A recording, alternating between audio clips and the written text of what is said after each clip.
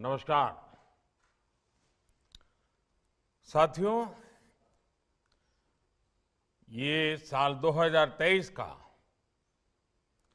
पहला रोजगार मेला है। 2023 की शुरुआत उज्जवल भविष्य की नई उम्मीदों के साथ हुई है।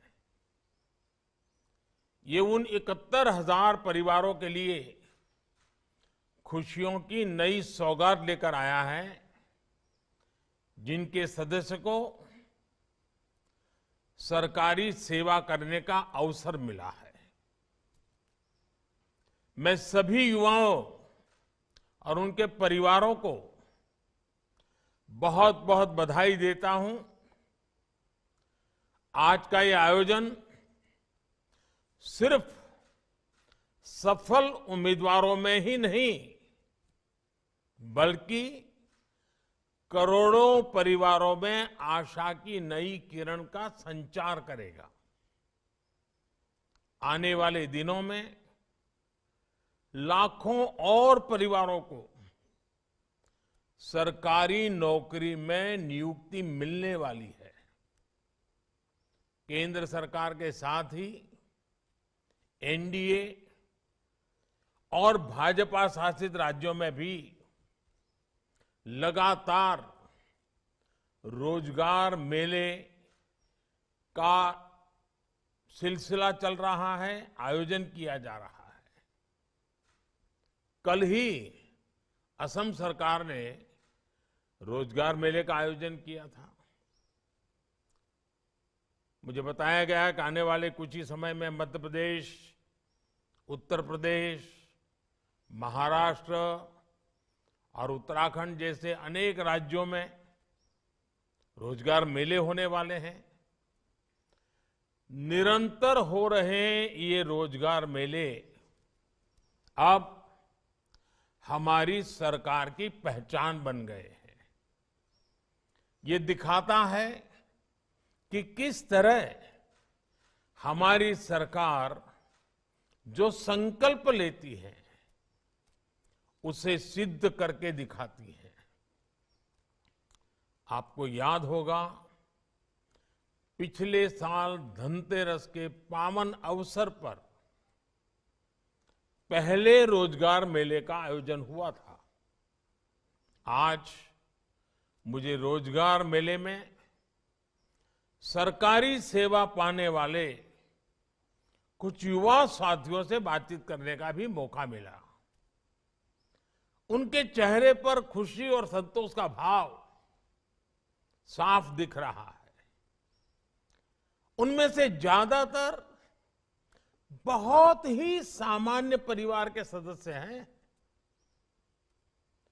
और उनमें कई ऐसे युवा हैं जो पूरे परिवार में पिछली 5 पीढ़ी में सरकारी सेवा, सरकारी नौकरी पाने वाले परिवार के पहले सदस्य हैं। उन्हें खुशी सिर्फ इस बात की नहीं है कि उन्हें सरकारी सेवा करने का, सरकारी नौकरी करने का मौका मिला है। उन्हें इस बात का भी संतोष है कि पारदर्शी और स्पष्ट भर्ती प्रक्रिया होने की वजह से उनकी योग्यता का सम्मान हुआ है। आप सबने भी इस बात को महसूस किया होगा कि भर्ती प्रक्रिया में व्यापक बदलाव हुआ है। केंद्रीय सेवाओं में भर्ती प्रक्रिया पहले की तुलना में ज्यादा स्ट्रीमलाइन और टाइम बाउंड हुई है। साथियों, आज आप भर्ती प्रक्रिया में जिस पारदर्शिता और जिस रफ्तार को देख रहे हैं वो सरकार के हर काम में दिख रहा है। एक समय था जब नियमित तौर पर होने वाले प्रमोशन में भी अलग अलग वजहों से अड़चनें आ जाती थी। हमारी सरकार ने अलग अलग विवादों को निपटारा किया। कोर्ट कचहरी के भी मामले ढेर सारे होते हैं। लंबे समय से रुके हुए प्रमोशनों को बहाल करने की प्रतिबद्धता दिखाई। पारदर्शी तरीके से भर्ती और पदोन्नति युवाओं में भरोसा जगाती है। ये पारदर्शिता उन्हें बेहतर तैयारी के साथ कंपटीशन में उतरने के लिए प्रेरित करती है। हमारी सरकार इसी दिशा में निरंतर काम कर रही है। साथियों, आज जिन्हें नियुक्ति पत्र मिला है, उनके लिए ये जीवन का एक नया सफर है। सरकार का एक अहम हिस्सा होने के नाते विकसित भारत की यात्रा में आपकी सक्रिय भागीदारी रहेगी, विशेष जिम्मेवारी रहेगी। आप में से ज्यादातर लोग सरकार के प्रतिनिधि के तौर पर सीधे लोगों से जुड़ेंगे। आप में से हर कोई अपने तरीके से लोगों के जीवन को प्रभावित करेगा। आपने सुना होगा, व्यापार कारोबार की दुनिया में कहा जाता है कि कंज्यूमर इज ऑलवेज राइट। वैसे ही शासन व्यवस्था में हमारा मंत्र होना चाहिए, सिटीजन इज ऑलवेज राइट। वही भावना हमारे भीतर की सेवा प्रवृत्ति को और ताकत देती है। आपको ये कभी भूलना नहीं चाहिए कि जब आप सरकार में नियुक्त होते हैं तो उसे गवर्नमेंट सर्विस कहा जाता है, जॉब नहीं कहा जाता। अगर प्राइवेट में जाते हैं तो कहते हैं जॉब करते हैं, सरकार में आते हैं तो कहते हैं सेवा करते हैं। अगर आप सेवा भाव को मन में रखकर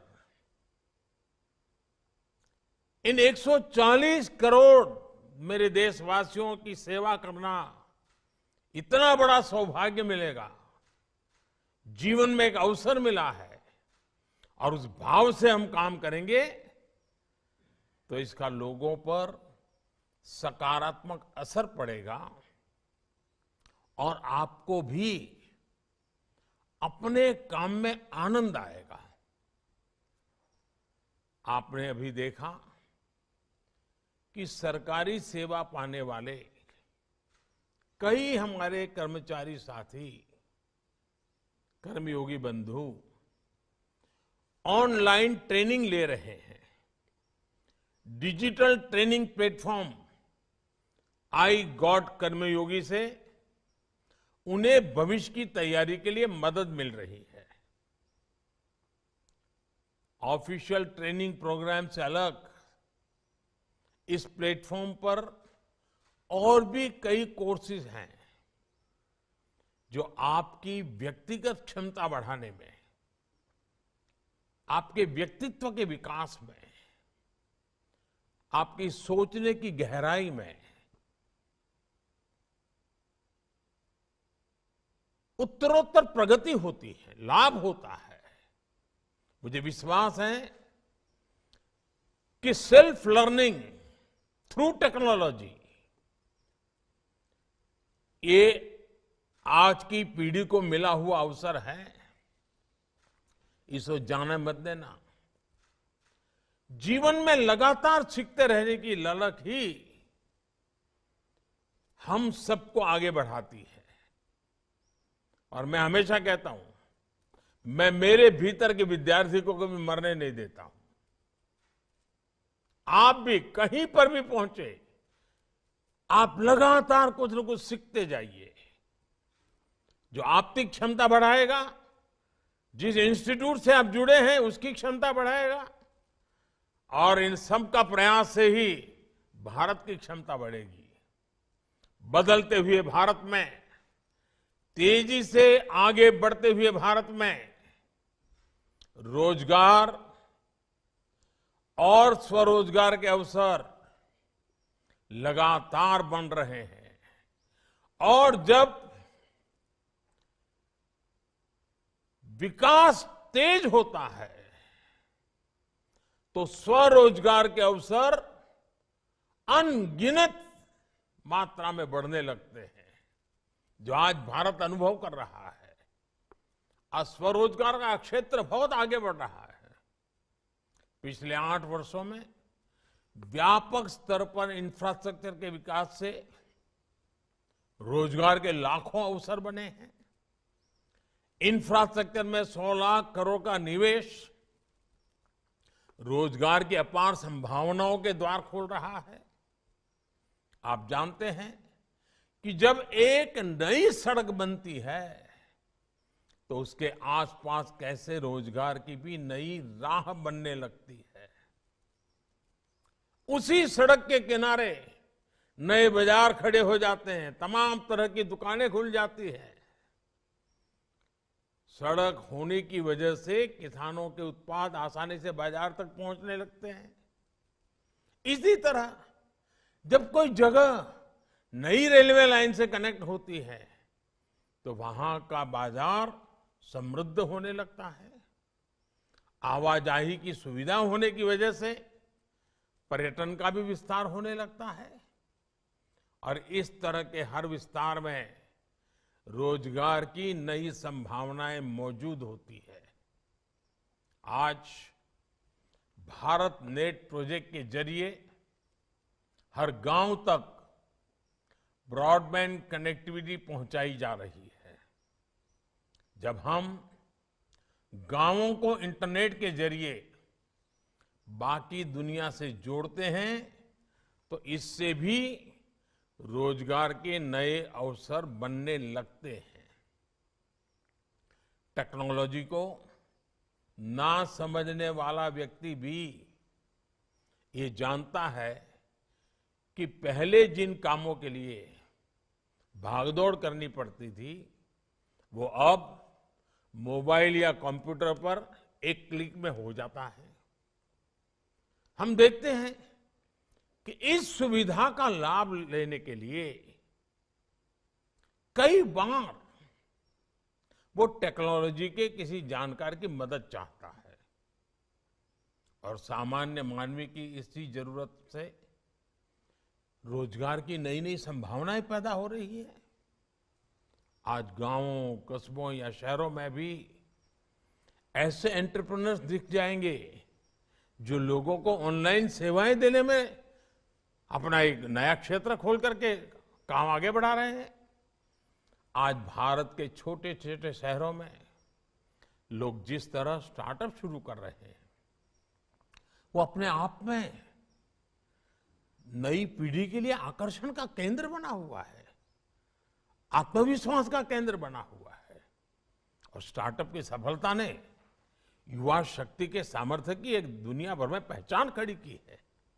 साथियों, आप में से ज्यादातर नौजवान बेटे बेटियां बहुत ही सामान्य परिवार से आए हैं। यहां तक पहुंचने के लिए आपने कड़ी मेहनत की है। आपके माता पिता ने भी बहुत कष्ट झेले हैं।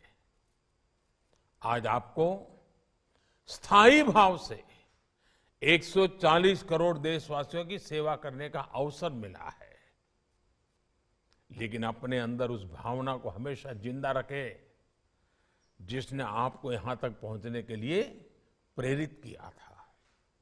हमेशा सीखते रहे, हमेशा अपनी स्किल्स को अपग्रेड करते रहे और आगे बढ़ने की कोशिश करते रहे। मेरी तरफ से आपको बहुत बहुत शुभकामनाएं हैं। आप तो सफल हों, लेकिन हमारा देश भी सफल होना चाहिए। आप आगे बढ़ें, लेकिन हमारा देश भी आगे बढ़ना चाहिए और देश को आगे बढ़ाने के लिए आपको भी आगे बढ़ना है।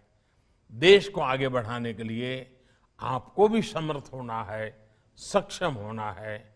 निरंतर आप अपना विकास करते चलिए और आपको मिली हुई जिम्मेवारी को भी बहुत ही बखूबी निभाते रहिए। यही मेरी आपको बहुत बहुत शुभकामनाएं हैं। बहुत बहुत धन्यवाद।